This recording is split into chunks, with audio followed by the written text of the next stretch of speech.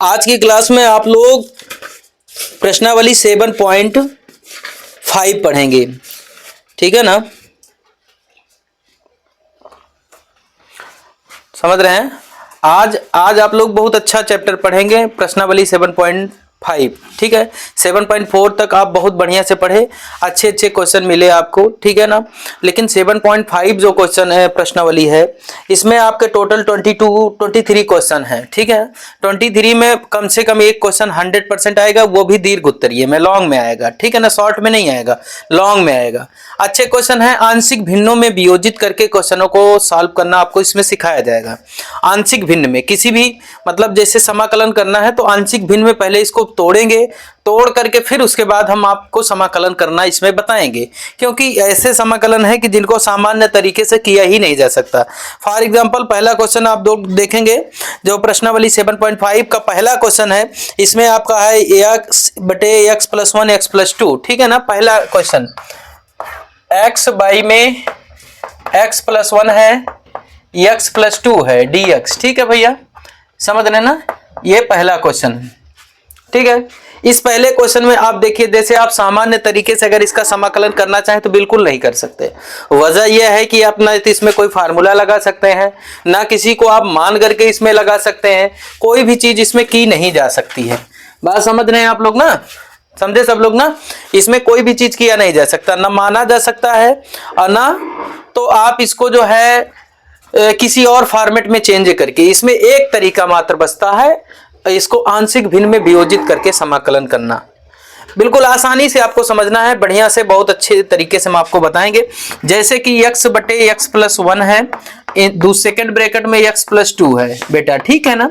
आपको कुछ नहीं करना है, ऊपर वाला जो लिखा है उसको लिखा रहने देना, उससे कोई मतलब नहीं है। एक ब्रैकेट में x+1 है, दूसरे में x+2 है। अगर तीसरा होता तो कुछ उसमें होता, x+3 x-2 कुछ भी होता, उससे मतलब नहीं है मेरा। मतलब यहाँ यह है कि दो ब्रैकेट में अगर है तो a/, आप लिखेंगे x+1, ठीक है ना, प्लस लगाएंगे। b/, आप क्या लिखेंगे भैया, x+2, ठीक है। अगर तीसरे ब्रैकेट में होता तो c/, क्या लिखते, x+4, जो भी होता उसको लिखते, लेकिन है नहीं इसमें, ठीक है ना।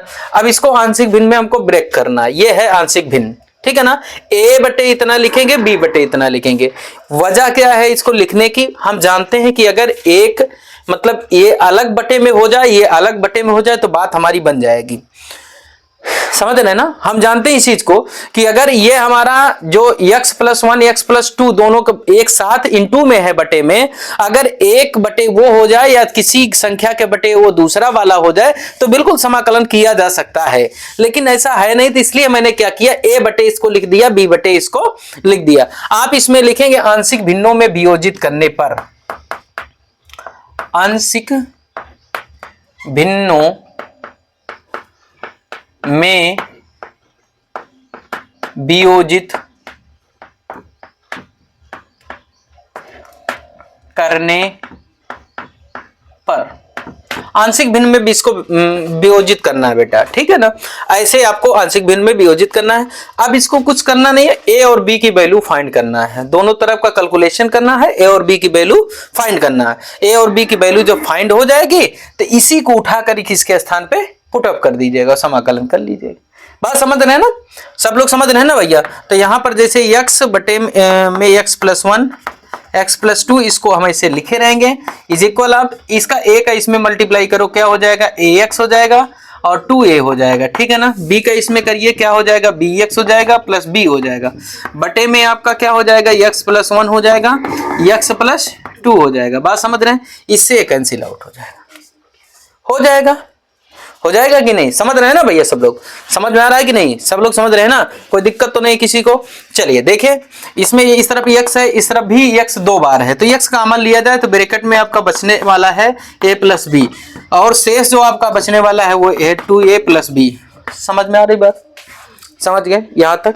अब हम जानते हैं कि जब दो पक्ष, उसके पहले बताया था मैंने, जब इसके पहले वाली एक्सरसाइज में जब आप अंश को तोड़ते थे, अंश को भिन्न में उसको तोड़ते थे, ब्रेक करते थे, तो उसके लिए हमने बताया था आपको, पीछे वीडियो जो अपलोडेड है उसमें आप देख सकते हैं। उसमें आपको बताया गया था कि आप जो है केवल क्या कर सकते हैं, तुलना कर सकते हैं, ठीक है ना। मतलब आपको बताया गया था कि अगर दो पक्ष बराबर होता है तो उसमें हर चीज बराबर होती है, संगत गुणांक उसके बराबर होते हैं। जैसे कि यक्ष का गुणांक इसमें a प्लस बी है तो इसमें यक्ष का गुणांक 1 है तो a प्लस बी बराबर 1 हो जाएगा। इसमें अचर पद क्या है, इस तरफ अचर पद कुछ नहीं है, 0 है। इस तरफ अचर पद क्या है, 2a प्लस बी है। तो आप देखिए संगत गुणांकों की तुलना करने पर, संगत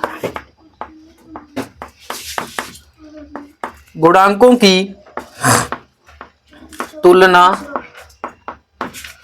करने पर, संगत गुणांकों की तुलना करेंगे तो a प्लस बी बराबर कितना हो जाएगा 1।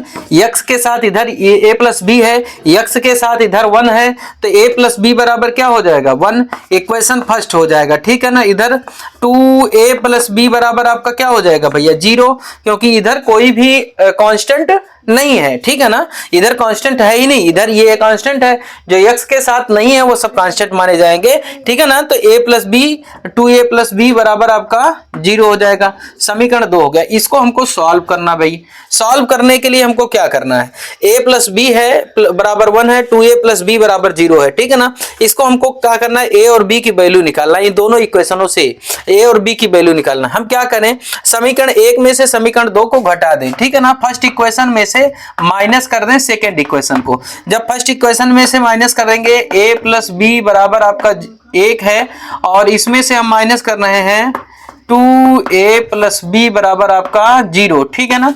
तो यहां आपका माइनस हो जाएगा, यहां माइनस हो जाएगा, यहां माइनस हो जाएगा, ये b से b गया, कैंसिल आउट हो गया। यहां पर ये हो जाएगा इज इक्वल ऑफ 1 हो जाएगा।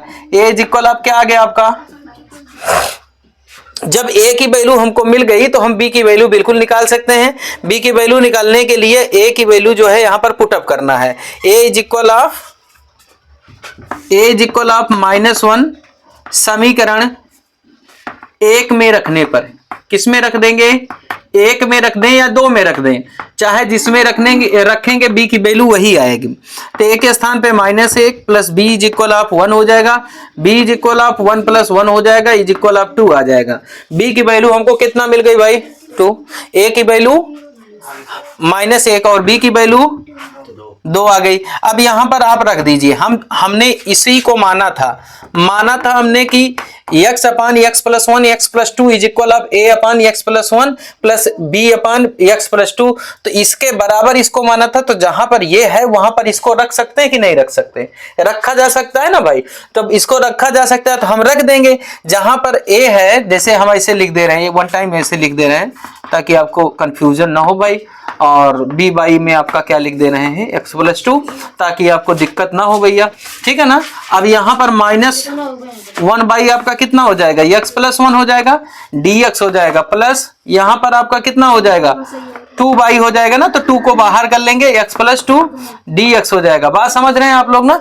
आप चाहें तो इन दोनों को रखने के बाद सॉल्व करेंगे फिर वही आ जाएगा।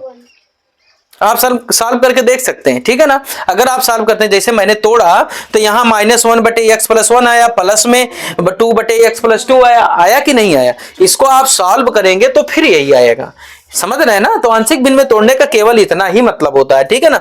अब इसको जो है इसका हम समाकलन करते हैं, ठीक है ना। थोड़ा सा यहाँ पर इरेज करते हैं, प्लेस कम होने की वजह से थोड़ा सा।